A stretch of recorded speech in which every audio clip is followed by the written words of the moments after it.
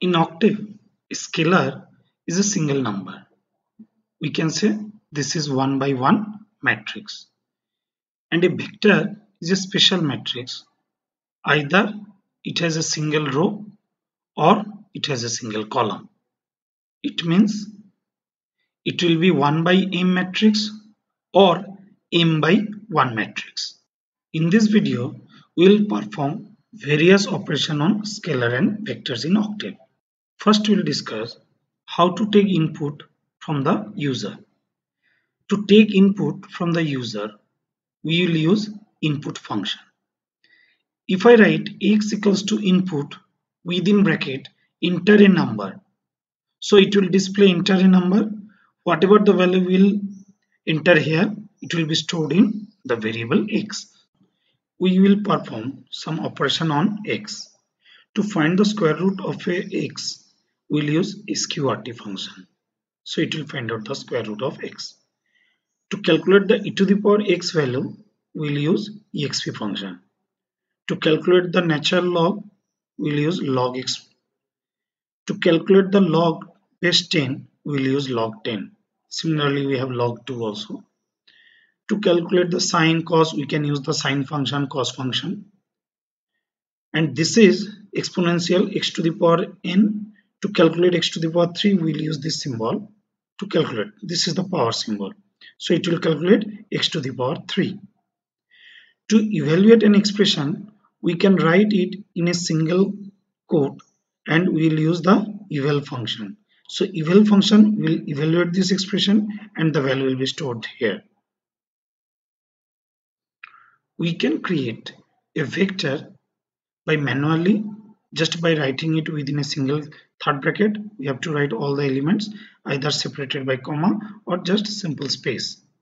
Or we can use rand_i function, random integer, to create a random vector. Here this is the range.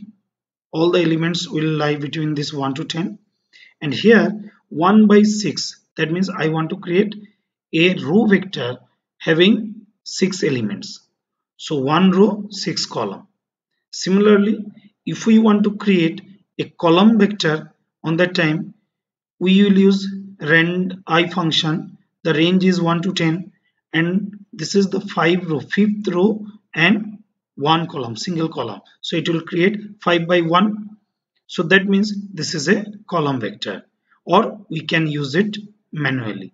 On that time you have to separate all the elements by semicolon.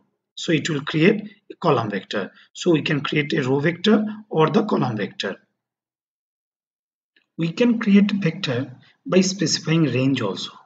If I write a equals to 1:7, that means it will create a vector with, it starts from 1, ends with 7. So it will create a 1 by 7 matrix. So that is a row vector having 7 elements. But if we specify 1:2:10, so that is the start, this is the end, we will increment 2. So it will reach from the initial state to the whole state with increment of 2. So it will display 1, 3, 5, 7, 9. So here I have created a vector, row vector with the values 1, 3, 5, 7, 9. So just by specifying a range, we can create a vector. Same thing we can do by using linear space function.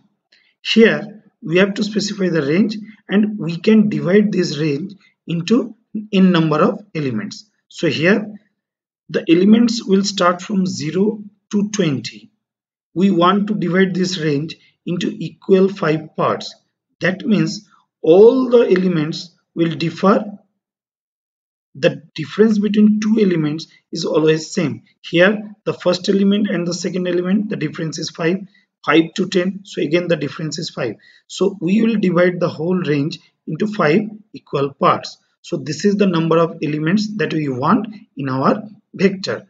So here if we write B equals to A transpose, so on the time it will automatically create a column vector. So we can convert a row vector to the column vector very easily. To get the biggest number within a vector, we'll use max function. To get the smallest number, we'll use min function. To find the length of a vector, we can use length function. To sort a vector, we'll use sort function. It will sort the elements in the ascending order, and we can store the result in other variable. To sort it in descending order, we'll use the second argument as DSCEND. So it will sort the elements in descending order. We can perform simple addition subtraction operation on all the elements. Just by writing a equals to a minus 5, it will subtract 5 from all the elements. Similarly, we can do addition multiplication also.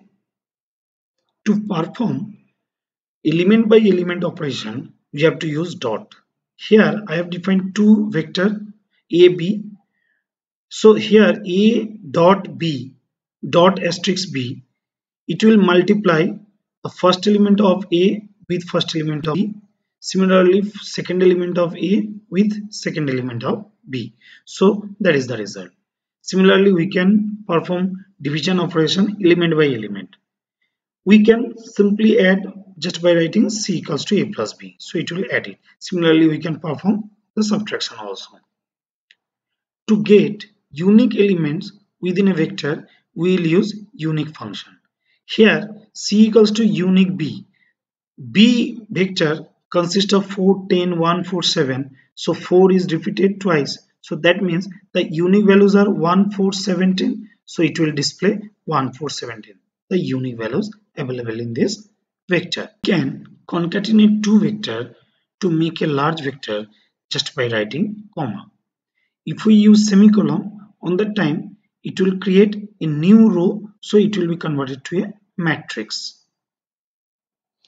We can find union and intersection of two vectors just by using the union function as well as the intersect function. We can perform various statistical operations also. Here it is saying mean, median, standard deviation, mean square, mode.